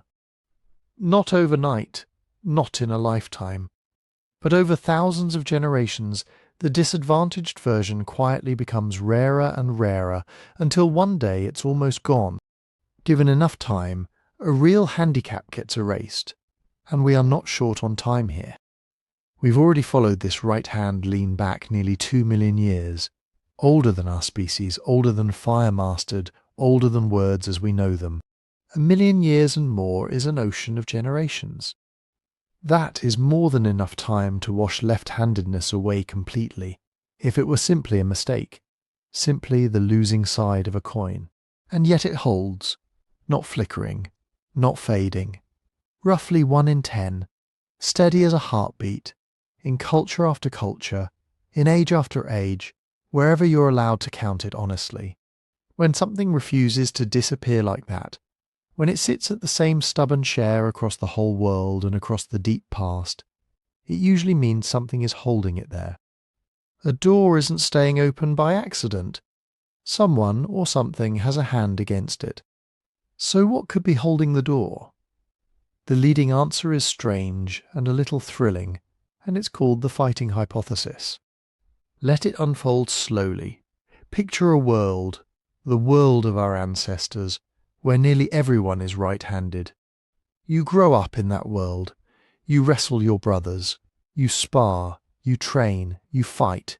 And every single person you ever face reaches and strikes with their right hand. Their moves become second nature to you. You learn, without ever being taught, exactly where a blow tends to come from, which shoulder drops before a swing, which side to guard. Your whole body is quietly rehearsed for one kind of opponent. And then one day you face a left-hander. Everything is wrong. Everything arrives from the side you never learnt to watch. The attack comes off the unexpected shoulder, along a line your reflexes have no memory of, in a friendly scuffle that's just a surprise.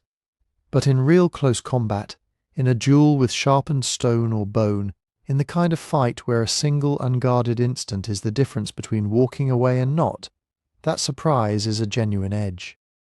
The rare left-hander, precisely because they are rare, is the one nobody has practiced against.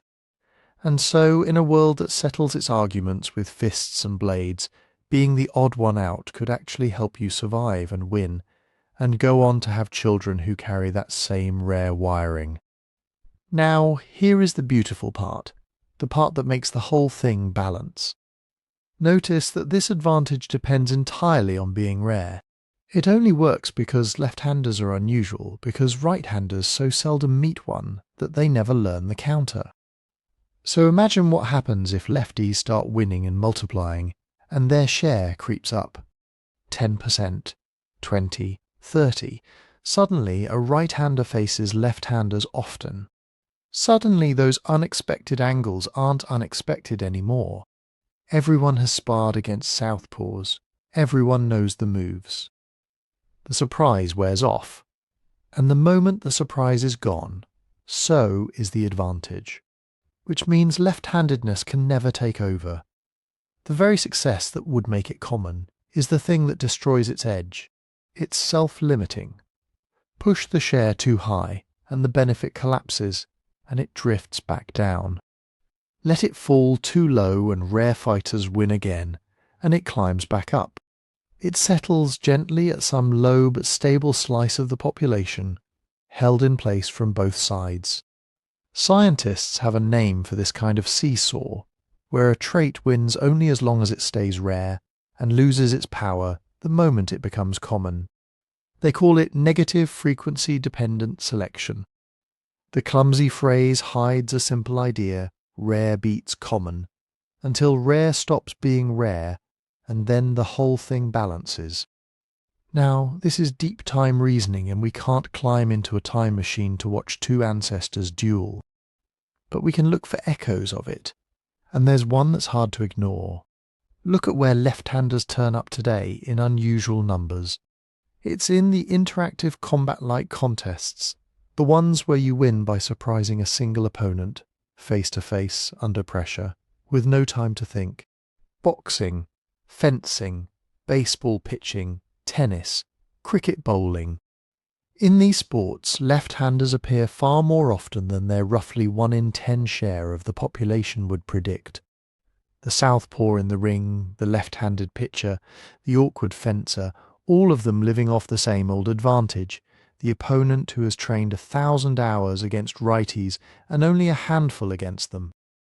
And here's the detail that makes it more than a coincidence: that over-representation fades away in sports where you aren't reacting to an opponent at all. Gymnastics, darts, the contests where it's just you and the apparatus. No unexpected angle to exploit, no mind to catch off guard. There, left-handers show up at about the ordinary rate. It's specifically the duel-like games, the ones that reward surprise, where being rare pays. Some studies have gone further and tried to link left-handedness directly to success in real fighting. None of this is proof, and it's worth saying that plainly. It's suggestion, a pattern in modern play that rhymes with an ancient story. But it rhymes rather well, of course. If left-handedness only ever helped, it wouldn't stay a minority at all. For a real balance, there has to be a cost on the other side of the scale. And some studies do hint at small costs that may travel with left-handedness, slightly higher rates of certain accidents, or of some developmental issues in some datasets. It's genuinely contested, and it would be wrong to overstate it, so hold it lightly. But the shape of the idea is elegant. If there is a modest cost to being left-handed and a rarity advantage in a world of conflict on the other side, then the two can offset each other. The cost keeps left-handers from becoming common. The fighting edge keeps them from vanishing, and so both kinds of hand persist together, neither driven out, held in a genuine evolutionary trade-off, a balance, rather than a winner-take-all. Which brings us softly to the resolution, that 90-10 split we started with, the one that felt like a loose end, like an erasure evolution had somehow left unfinished. Maybe nothing of the kind. It may not be an accident, and it may not be a job half done. It may be an equilibrium. An equilibrium just means a resting point, a place where opposing pressures cancel out and the numbers stop moving, the way a scale comes to rest when the weights on each side match. A long, quiet truce between two strategies, the common and the rare. The majority reaches with the right, sure and familiar and everywhere. The minority reaches with the left, unusual, unexpected, occasionally decisive. Neither one wins completely. Neither one is supposed to. The ratio itself is the answer. 90-10 is not a fraction of the population that hasn't finished sorting itself out. It may be the stable bargain our species struck long ago and has carried almost unchanged ever since. It's a satisfying thought to lie with. The left-hander beside you, or maybe the left hand at the end of your own arm, isn't a leftover or a rounding error. It's one half of a balance older than history, kept alive by the very fact of being rare. And yet, notice what we've actually explained tonight, and what we still haven't touched. We've asked why left-handers survive, and found a reason they might. But that answer quietly assumed the thing we most want to understand. It assumed a world already tipped to the right, a world where being left-handed is the rare exception worth exploiting. We've explained why the minority holds. We have not explained the majority. We still haven't asked the deepest question of all, the one under everything. Why did our whole species lean to the right in the first place, when no other ape ever did? What happened so long ago to tilt an entire kind of creature to one side? That's where the road goes next, and so we arrive at the largest question of the night. The one we've been circling for hours, the one that sits underneath all the others, waiting patiently in the dark. Let's say it plainly because it's easy to lose in all the wonder. It isn't strange that an individual creature has a favourite hand. Lots of animals do. A cat reaches into a gap with the same paw again and again. A parrot lifts food to its beak with the same foot. Your neighbour's dog offers the same paw for a treat every single time. Preference on its own is ordinary. It's everywhere in the living world. No, the strange thing, the thing we keep coming back to, is that our whole species leans the same way, together. Not scattered, not split down the middle, but nearly 9 in every 10 of us reaching with the right. A chimpanzee troop doesn't do this. A gorilla family doesn't do this. Those close cousins of ours favour their hands as individuals, one preferring this side, one preferring that, and when you add them all up, the group lands somewhere near an even split. But us, we tipped.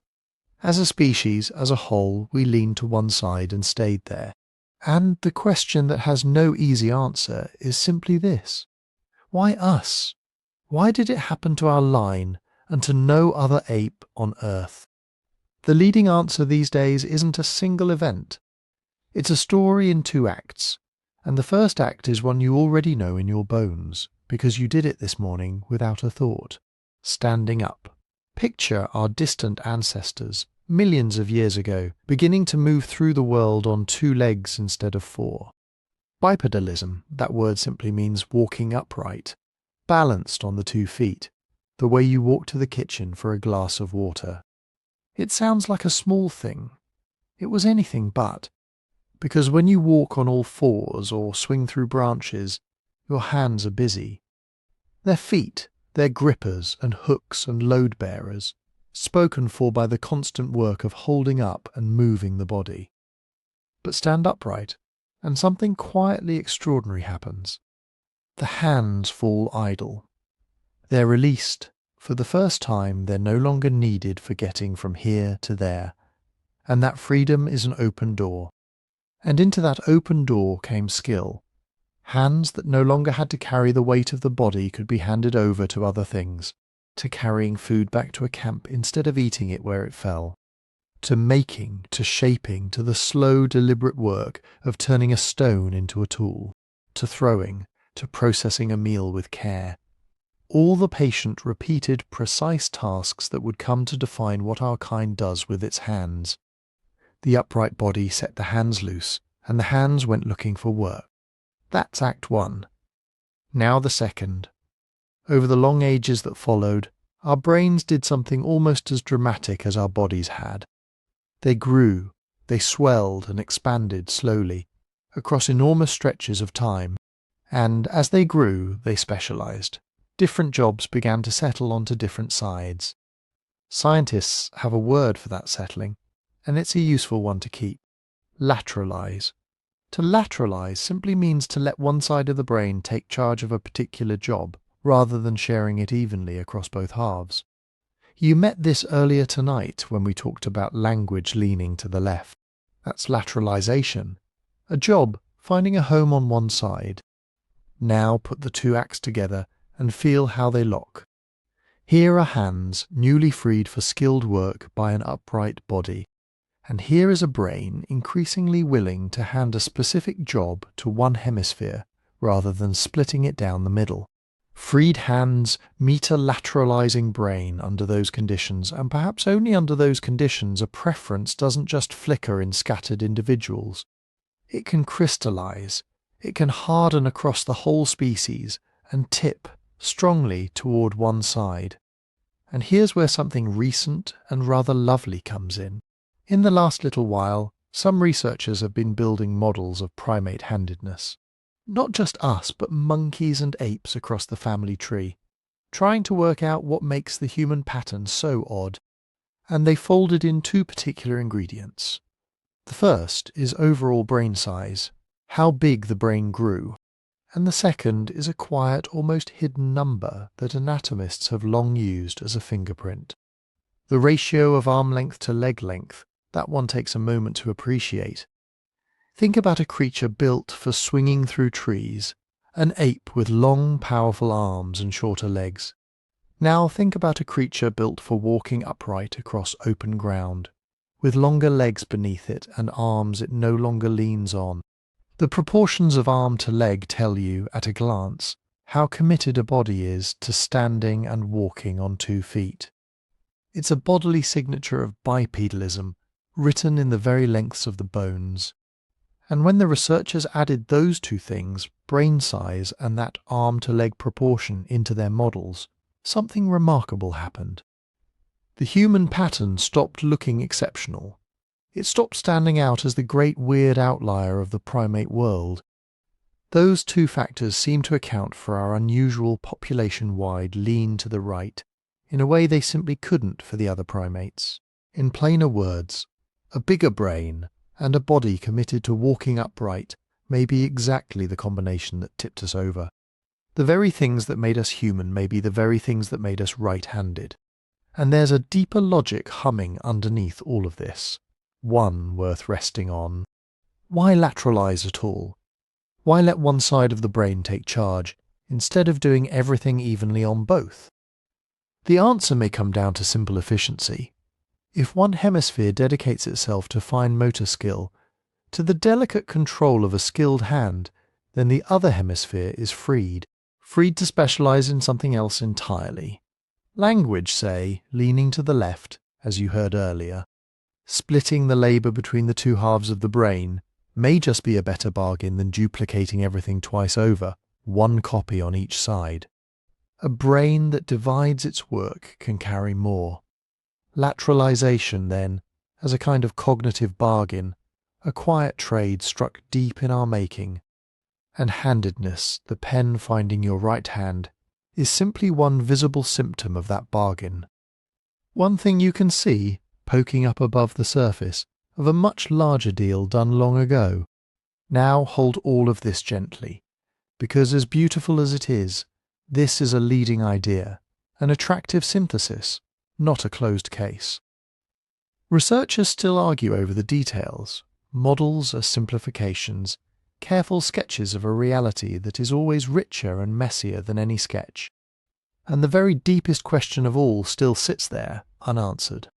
Why the right, specifically? Why did we tip to that side and not the other? The upright body and the swelling brain may explain why we tipped so hard, so together.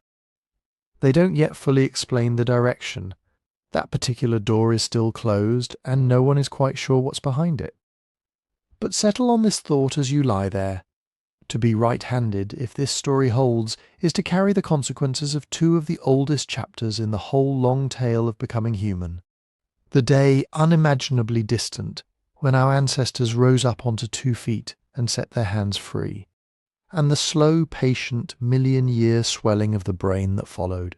2 ancient chapters, folded quietly into the way you reach for things. The pen resting in your hand tonight, the spoon, the light switch, the edge of the blanket. It is, in a sense, the far end of that story, the newest twig on a branch that runs back into deep time.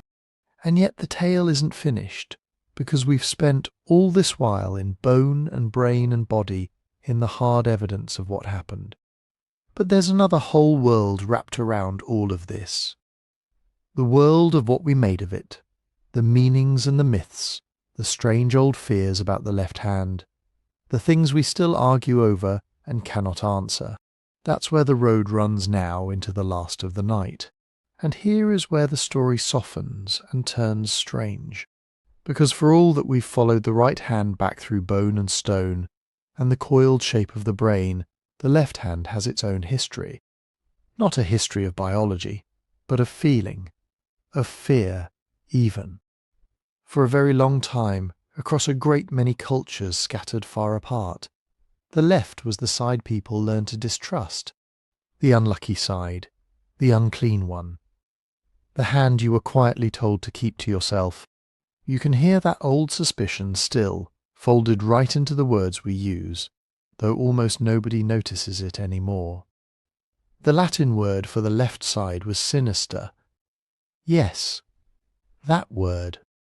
The one we now reach for when we mean something menacing, something not quite right, a shadow at the edge of a room. It began simply as a direction, left, and over the centuries it darkened until it stopped meaning a side of the body at all, and started meaning a kind of dread. And the right, the Latin for the right side, was dexter. From that single word we get dexterity, skill, deftness, a sure and clever hand. From its cousins we get adroit, which is really just to the right, meaning capable, graceful, good at things. So the language itself keeps the old scorecard. Right is skillful, left is sinister. A prejudice so ancient it hid inside the dictionary and rode along quietly for 2,000 years. And it wasn't only in the words, in tradition after tradition. The right hand became the hand of blessing, the hand you offered in greeting, the hand you ate with at the table. The left was kept apart, set aside for lesser and less mentionable tasks. Different peoples, different faiths, different corners of the map, and yet again and again, the same lopsided honour, the right raised up and the left pushed gently into the dark. Hold on to that. We'll come back to how odd it is that everyone landed on the same side, because this distrust had real weight in real lives. For generations, if a child was born reaching with the left hand, the world set about correcting it. In schools especially, and often not gently. The left hand might be tied down, or slapped, or simply forbidden, and the child made to write and sew and work with the right, whether or not the right ever truly wanted the job. This went on in many places, well into living memory. And here's the thing that makes it matter for our story. It actually shows up in the numbers in populations where left-handedness was suppressed hardest. The measured rate of left-handers dipped. It fell below that steady 10%, sometimes far below, as if the trait were being quietly erased. But it wasn't being erased, it was only being hidden. Because across the 20th century, as tolerance slowly returned and children were let alone to reach with whichever hand they pleased, the numbers climbed right back. Up and up until they settled again near that familiar figure, roughly 1 in 10. And think about what that rebound is actually telling you. If left-handedness could be trained out of people for good, it would have stayed low. It would have withered instead. The moment the pressure lifted, it welled straight back up to where it had always been, like water finding its level. You can bend the statistic for a while. You can lean on it with schools and shame, and a very long tradition of suspicion. But you can't hold it down. The 10% keeps returning. Which means it was never really put there by culture in the first place. It comes from somewhere deeper, somewhere teaching can't reach. And that, quietly, is one of the loveliest clues in the whole night's argument. Think of how different human cultures are from one another. Different languages, different gods, different foods, different ideas about nearly everything that matters. And yet, wherever you look, wherever the left hand isn't being actively forced away, that same rough 90-10 split appears. In every society ever carefully studied, over and over. Now, when a thing changes from culture to culture, it's usually cultural. It's something we made up and passed along. But when a thing stays the same across cultures that share almost nothing else, that's the fingerprint of biology. That's the mark of something written into us before the culture's ever formed. The steadiness itself is the evidence, and it's a fitting bookend, isn't it, to everything we've traced tonight.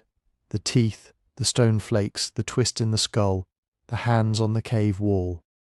All of it pointing the same way, the 9 and the 1 holding their shape across the whole human world. So we've come a very long way, and yet, and this is the honest part, the part worth sitting with as you drift, there is still so much we simply do not know. It would be easy to end the night pretending the case is closed. It isn't. Let me lay the open questions out plainly, because they're real, and they're still waiting. The first is the deepest. Why the right? Not why we have a bias, we've built a fair case for that, but why it points to the right side specifically rather than the left. As far as anyone can tell, a world of 90% left-handers would have worked just as well. The machinery doesn't seem to care which way it tips, only that it tips. And yet it tipped right, almost everywhere, for nearly 2 million years. Nobody can say for certain why. It may be an accident frozen in very early, then carried forward simply because it was already there. But that's a guess wearing the clothes of an answer.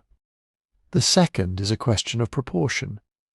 How much of your handedness is written in your genes? How much is shaped by the long, strange process of you developing in the first place, and how much is just chance, a coin the body flipped before you were born? We know it's some of each. We know the genes explain only a modest share. But the exact recipe, the true balance of inheritance and development and luck, still slips through our fingers. The third is that crossing. Remember it, the right hand run by the left side of the brain, the cables swapping sides deep in the brainstem. We can describe it beautifully. We still can't fully explain why the wiring crosses over at all, why nature built us mirror reversed inside. The answer seems to reach back to the very earliest animals with backbones, and there it goes dim. And the fourth is that neat, tempting story of the hand and the word growing up together in the same hemisphere. It's partly true, but only partly. The link turned out to be real and surprisingly loose. 2 cousins raised in one house rather than a single switch throwing both. Why only partly? We don't really know that either. And around these firm mysteries drift a few softer ones, little loose ends too lovely to tie off. Identical twins who share their whole genetic script can still end up with different dominant hands, and sometimes they come out as near mirror images of one another, one reaching left where the other reaches right, as if a single pattern got printed twice and flipped. Then there's the fact that the whole body has a sidedness to it, a left and a right that aren't the same. Your heart sits off to the left, your gut coils in a particular direction, not its reverse. And handedness seems to ride quietly alongside all of that. One more expression of a body that was never truly symmetrical to begin with. And out beyond us, some other animals show faint hints of a favoured paw or a favoured limb. A cat, a parrot, a mouse, though almost never that strong. Whole species lean to one side that seems to belong to us alone. Loose threads, all of them. Nobody has followed them to the end. So maybe this is the real gift of digging so deep. Not certainty. The opposite almost. Because the further down we've gone tonight, the more ancient and genuine and real this little split has looked, and at the very same time, the more clearly only half understood. We can chase it further than almost anyone would ever guess.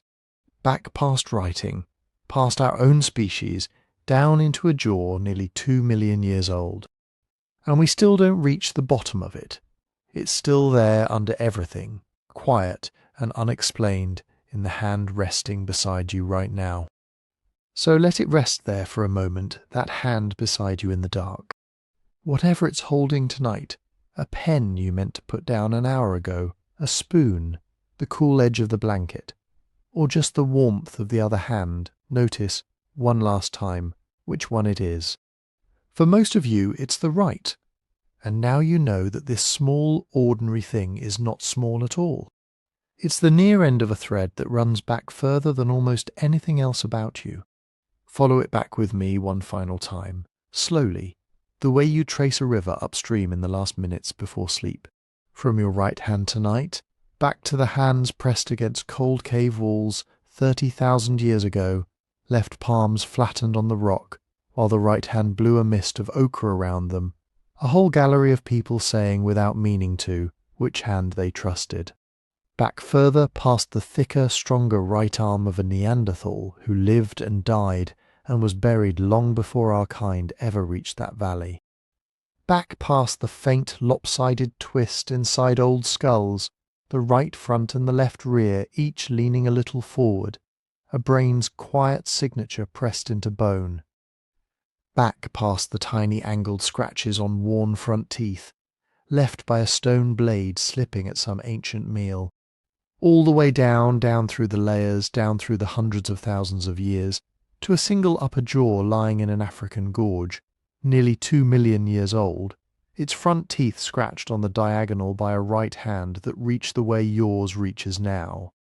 That's the whole night gathered into one line, one unbroken reach. And here is the wonder of it, said plainly, without stretching it past what we truly know. That rightward lean of yours is one of the oldest and most consistent signatures of being human that we have ever found. Not a habit of the modern age, not a thing school taught us, or writing taught us. It was already there, written into bone and stone and painted onto rock, long, long before anyone carved the first word. When you reach with your right hand tonight, you are doing something almost unimaginably old. You are joined in that one plain gesture to a chain of hands reaching the same way across a depth of time so vast the mind can't quite hold it. Toolmakers by ancient streams, hunters in Ice Age Europe, a cousin species now gone, all of them reaching, more often than not, to the same side you favour as you lie here. And yet, this is the part I love most. We still cannot fully explain it. We can trace it with astonishing care. We can read it from a scratch on a tooth and a twist in a skull and the shadow of a hand on a wall. We can follow it down through the genes and the crossed wiring and the old story of standing up and growing a larger brain. But when you ask the simplest questions of all, why to the right and not the left? Why 90 and 10 and not some other number? What the whole cause really is, the honest answer is still that we don't entirely know. An ancient split we clearly carry, a split we clearly puzzle over, and somehow those two things sit together without any quarrel at all. Let that be a comfort tonight, not a frustration. You don't have to solve it. Isn't it a lovely thing that something can be this old, this real, this much a part of you, and still keep a little of its secret? You get to carry the mystery without having to answer it. You can just let it be true. Before you drift off entirely, let me ask a few small things of you, gently, the way a friend would, with no rush at all. If this journey kept you company tonight, it would mean a great deal if you tap the like button before you sleep. It's a tiny thing, and it genuinely helps these quiet histories find other people lying awake in the dark. And if you'd like more nights like this one, more slow wanders back into the deep past, do consider subscribing, so the next one finds its way to you. But most of all, if you have a moment before your eyes close, I'd love it if you left a comment telling us where in the world you're listening from and what time it is there right now. Late evening, maybe. The small hours? First light on the far side of the planet? I ask because I love to picture it. All of us scattered across the whole turning world, in different cities and different seasons and different times of night, and yet all of us here together, drifting off to the same quiet story, each with a hand resting easy on the blanket. When you tell us where you are, you help the rest of us see that whole picture. So say hello. Let us know you're there. And one last small thing, more of a PS from a friend than anything else. If you've enjoyed wandering this far back into the deep past, into scratched teeth and painted hands and jaws, 2 million years old, you might love the book we made about the secrets of prehistory.